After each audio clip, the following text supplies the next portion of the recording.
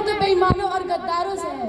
भूल मत करना पापा की इस परी समझने की, मुझे सिर्फ रसोई घर में बेलन ही नहीं, मुझे इस वतन के खातिर, मुझे इस वतन के रक्षा के लिए हथियार उठाना भी आता है।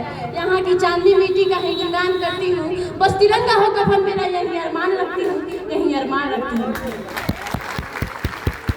परम सम्मानीय मुख्य अतिथि, प्रधान अध्यापक सर, मैम, मेरे गांव से आए हुए सभी गार्जियनों, मेरे देवता तुल्य सभी गुरुजनों और मेरी प्यारी बहनों, आप सभी को गणतंत्र दिवस की हार्दिक शुभकामनाएं। मैं Anchal Kumari +2 Kedar Pandey project girls high school की छात्रा हूँ।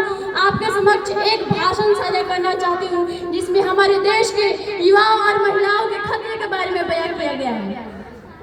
मैं नहीं मानती कि राष्ट्रगान 52 सेकंड में सिर्फ खड़े होकर गाना या भारत माँ की जय के जोरों शोरों से नारा लगाना ही देशभक्ति है, क्योंकि महोदय वो सदी है जहाँ नीति, नियम और नैतिकता जैसे मूल्य के धज्जियां उड़ाते लोग मुझे नजर आते हैं। ये वो सदी है जहाँ सत्य, अहिंसा, सदाचार, साथी और सैनिक जैसे मूल्य कौड़ी को भाव बेचते लोग मुझे नजर आते हैं।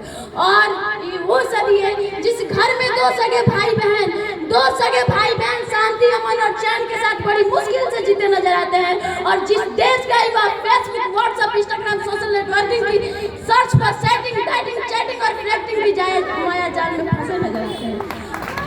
अरे मुझे तो तकलीफ तो तब आती है गांव का नौजवान जिसके कंधे पर राष्ट्र निर्माण की आशा को जोड़ के रखने की, वही युवा मुझे आज PUBG के में डूबा और शराब की लत में भीगा नजर आता है, शराब की लत में भीगा नजर आता है। तो मैं युवाओं से कहना चाहूंगी कि नींद में सोने वाले लोग अभी वक्त है, तुम जाग जाओ, इससे पहले कि तुम्हारी नींद के राष्ट्र को ही न ले लूं, इससे पहले कि तुम्हारी नींद के राष्ट्र को ही न ले लूं। एक सैनिक बन के सेना में जाना ही नहीं है देशभक्ति। आजादी के कुर्बान कुछ और थी और आज बात कुछ और है। झांसी की रानी लक्ष्मीबाई से लेकर भगत सिंह तक, चंद्रशेखर आजाद से लेकर महात्मा गांधी तक, इन्हें हम कहते हैं देशभक्ति। परंतु आज मैं देशभक्त कहूँ तो किसे कहूँ? अपने परिवार, समाज, राष्ट्र के समर्पण के भाव है देशभक्ति। हर देशद्रोही के जीवन में आने वाला तूफान है देशभक्ति। धर्म, लोकता के आगे बढ़कर ईमानदारी से काम है देशभक्ति। एक बुजुर्ग, एक बीमार को दवा दिया जाए तो है देशभक्ति। एक पत्रकार अपनी पत्रकारी पूरी ईमानदारी से निभाए तो है देशभक्ति। और एक शिक्षक पैसों के लिए नहीं बल्कि विद्यार्थी को आगे बढ़ाने के उद्देश्य से पढ़ाए तो है देशभक्ति, तो है देशभक्ति। तो मैं देशद्रोहियों से कहना चाहूंगी कि ये हवा में जहर घोलने वालों, फिर चाहे हमारे इशारों से बदल दिए गए, तुम क्या तस्वीर बदलोगे मेरे हिंदुस्तान की? शहरों के जिगर में भारती की माँ भारती बसती है, शहरों के जिगर में माँ भारती बसती है। तो मैं आज नारी शक्तिकरण में कुछ पंक्तियां अदा करना चाहती हूँ। हमें इस वतन के रक्षा करने का, हमें लड़कियों का भी हक है, और इतिहास की किताबें उठा कर देखो जिसे हमारी काबिलियत पे शक है, जिसे हमारी काबिलियत पे शक है। किसी के लिए खुशियां लेकर आई हूँ तो किसी के लिए गाली बरसाई हूँ।